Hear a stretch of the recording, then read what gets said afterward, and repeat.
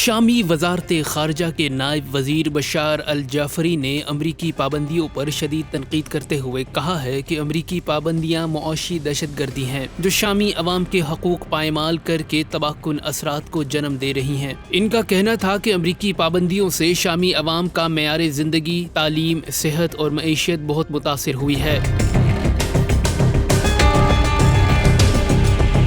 کا مزید کہنا تھا کہ امریکہ خطے میں سب سے بڑے دہشت گرد اسرائیل کا حامی اور سپانسر ہے، لیکن مظلوم عوام پر شدید پابندیاں عائد کر رکھی ہیں۔ واضح رہے کہ گزشتہ سال امریکہ نے شام پر معاشی پابندیاں عائد کر دی تھیں، جس میں بین الاقوامی سطح پر کاروبار کرنے والی شامی کمپنیاں اور تاجروں کو نشانہ بنایا گیا تھا۔ ان پابندیوں کے بعد شام کی معاشی مشکلات میں مزید اضافہ ہو گیا۔ خیال رہے کہ فلسطین، لبنان اور شام پر جارحیت کرنے والے دہشت گرد اسرائیل کا سب سے بڑا سپانسر اور حامی امریکہ ہے اور خطے میں دہشت گرد تنظیموں کا سب سے بڑا محافظ بھی ہے، لیکن اس سب کے باوجود مظلوم ممالک پر دہشت گردی کی آڑ میں پابندیاں عائد کرنے میں بھی سب سے آگے ہے۔